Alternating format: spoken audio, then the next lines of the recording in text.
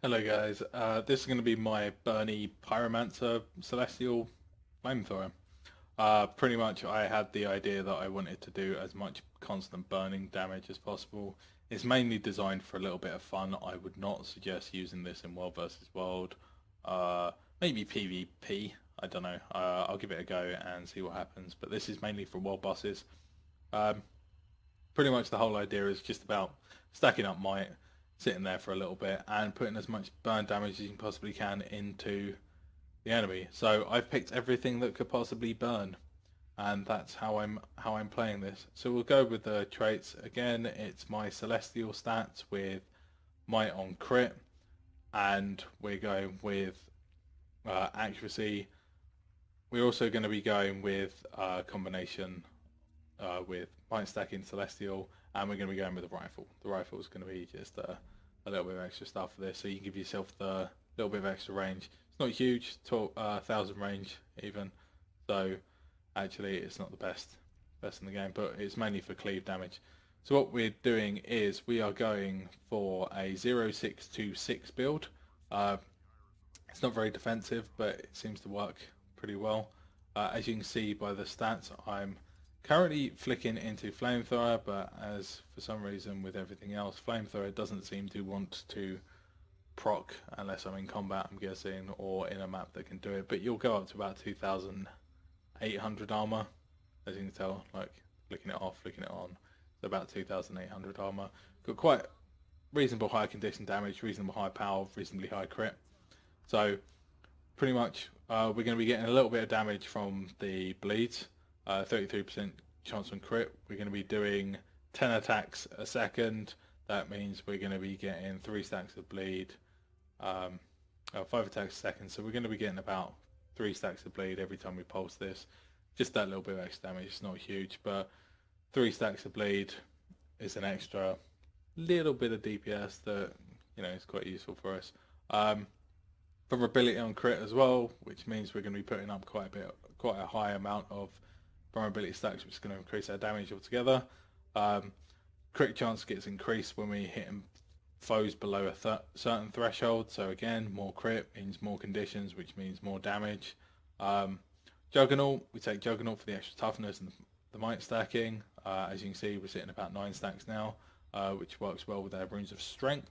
Runes of strength give us 5% extra power, so 5% damage increase. You get a 5% damage increase against bleeding foes, which works really well with the first trait. So again, another 5% damage increase.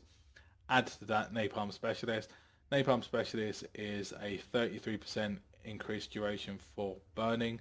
I'm still torn between this because I'm trying to work out what's the best possible scenario for burning, and it looks like at the moment we're going to be going for that, but I'm still not sure. I think it's actually better to take that off and go with a modified ammunition for the damage increase, because we'll be getting a 4% damage increase, 6% from the fact that we'll be having burning on almost 100% of the time, 2 seconds burning from the flame turret, plus 1 second from our flamethrower flame jet, means that actually we will have 100% uptime on it as long as our flame turret is out and with us. So keep that in mind when you are doing this build. You can switch between modified ammunition and Napalm Specialist. I'm playing with Napalm Specialist at the moment, but modified is a good one.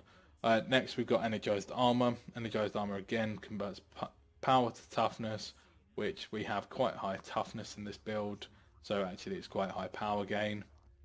I've got Blood Injection, which means that we're going to be getting vitality based condition damage based on our vitality. So again, it increases the power of our burning. Our burning is reasonably high, as you can see here. This is the best thing to work it out of, because we've got 1 second of burning, and it's saying that we're going to be getting about 600 damage from that. So it's just a burny build. And on top of that, Deadly Mixture. Deadly Mixture is a 15% damage increase for the flamethrower, which makes it a reasonable amount of damage.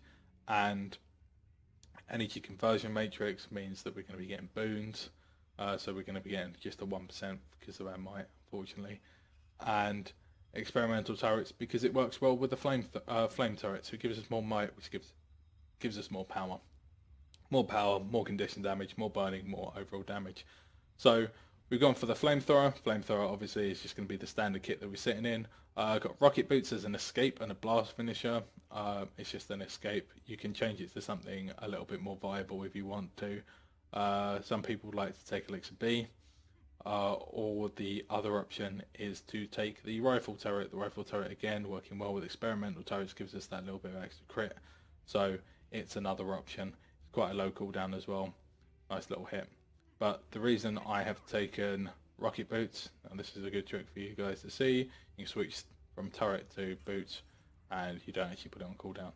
So it also gives us an extra bit of burn, which is about 3,000 damage, so it's quite nice for PvP, PvP maybe, if you wanted to give it a go.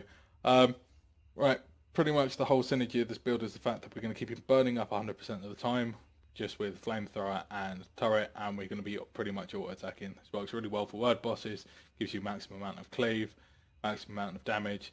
You use supply crate as well for that extra bit of DPS when you need it.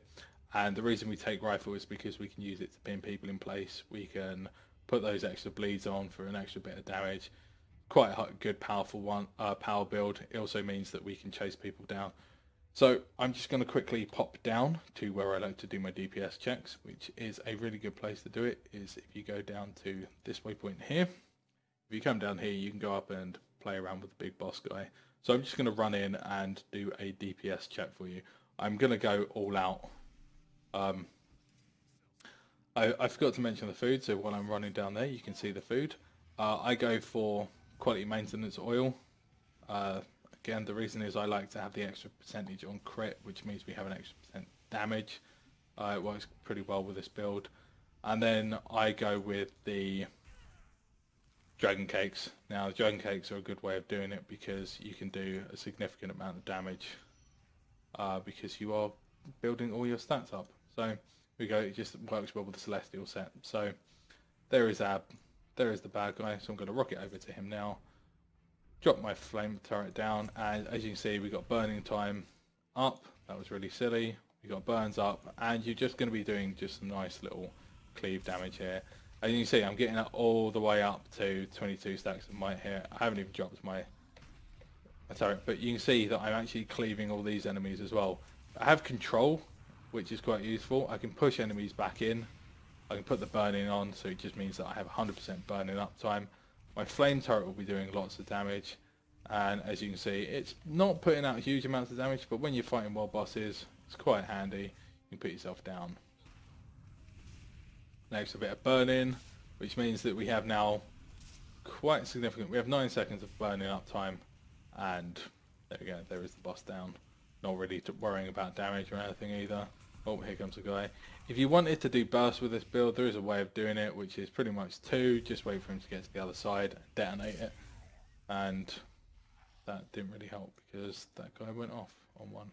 So pick up your flame turret, reduce the cooldown, boost my way over to this guy, put fire field down, put a fire field down, pop it through, blow it up on the other side, and you can do the leap, which gives you a fire aura.